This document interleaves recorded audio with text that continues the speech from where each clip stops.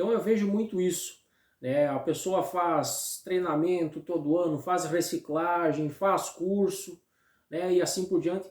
E toda vez que chega novamente um ciclo de safra, que o operador se coloca lá na frente de um sistema de termometria, na frente de um computador, na hora que ele tem que pegar e gerenciar o software ali, montar uma estratégia, o que ele tem que definir, liga a aeração, não liga, né? Essa condição de temperatura e umidade relativa ao ambiente é favorável, não é?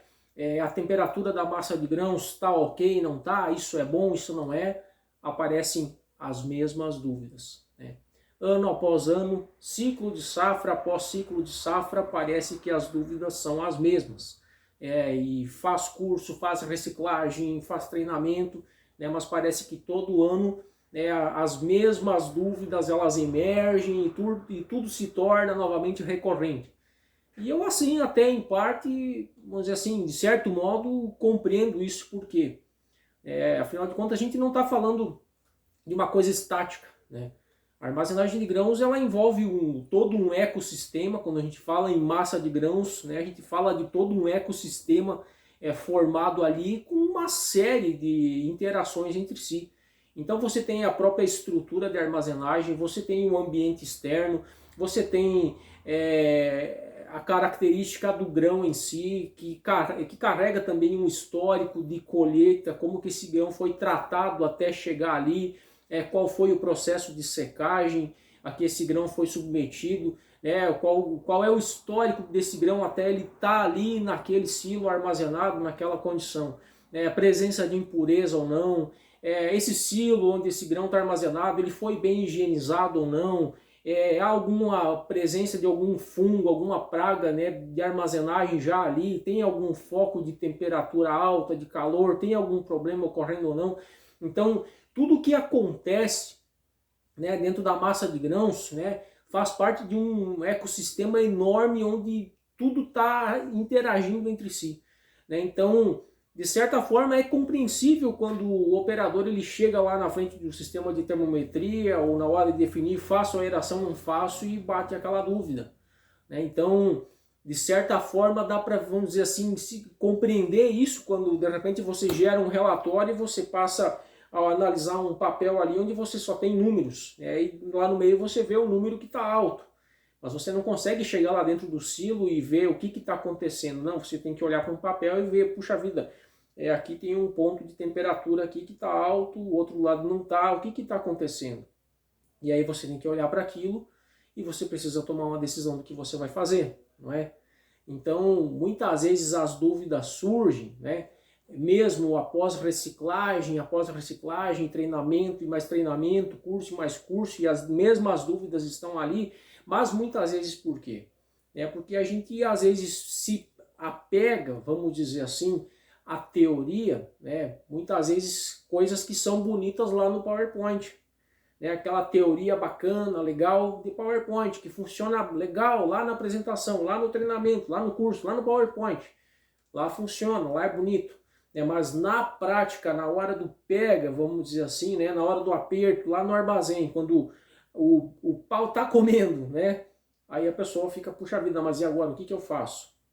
É muito disso porque muito da nossa literatura, muito das nossas fontes de pesquisa que a gente tem hoje, que a gente fala de armazenagem de grãos, muito disso é americano, é europeu. Então são literaturas, são materiais que obviamente foram escritos, foram produzidos, ensaios que foram feitos ali, pesquisas que foram feitas, e vai encontrar N tabelas, gráficos, enfim, uma série de estudos, mas que foram feitos dentro daquela realidade de clima, daquela condição.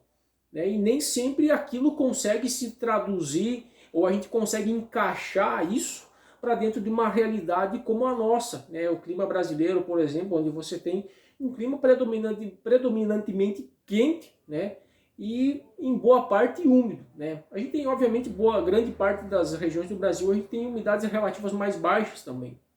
Mas a gente já vê aí algumas diferenças de situação de clima, por exemplo, onde a gente já começa a analisar essas literaturas, por exemplo, e a gente já começa a ver, poxa vida, mas isso aqui eu não consigo aplicar aqui. Eu não consigo no Brasil, com facilidade, falando de, por exemplo, um sistema de resfriamento convencional, onde uso ar de aeração convencional, eu não consigo, muito dificilmente eu vou conseguir levar, por exemplo, um grão a uma temperatura aí de 15 graus, 17 graus, 18 graus, não vou conseguir. Se a minha temperatura média aí gira na casa de 26, 27 graus, como é que eu vou levar uma massa de grãos com um ar convencional de aeração a 15, né, abaixo disso, 17 graus? Então são realidades, né, que lá no PowerPoint, quando a gente apresenta lá, fica bonito, né, mas na hora que o operador lá no dia do pau pega lá, ele tem que tomar uma decisão, ele tem que fazer a coisa acontecer e não pode perder grão, né? Aí ele precisa ver o que que faz, se liga, se não liga, se aciona, se não aciona. E aí ele vai lembrar lá do PowerPoint, lá da apresentação bonita que ele viu no treinamento, e vai, puxa vida, mas agora o que que eu faço? Aquilo não se aplica, não serve. Então, uma preocupação que eu tenho no TAG também, né, nas aulas do TAG, é tentar apresentar isso de uma forma aplicável, né? A gente precisa pensar armazenagem de grãos no Brasil, pensando em Brasil. Obviamente a gente não pode rejeitar literatura europeia, a gente não pode rejeitar literatura americana, até porque a gente fizer isso a gente vai ficar sem, né?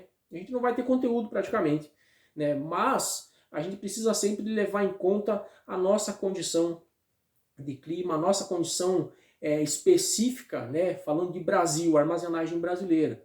E no TAG eu me proponho a isso, né? A gente precisa trazer o armazenador brasileiro, o operador da armazenagem brasileira para dentro do contexto brasileiro, né? Então a gente precisa treinar, capacitar dentro dessa realidade, né? Não adianta nada eu querer passar aquele quadro bonito no PowerPoint, porque isso não vai funcionar e no próximo ciclo de safra vai estar ali novamente a mesma dúvida.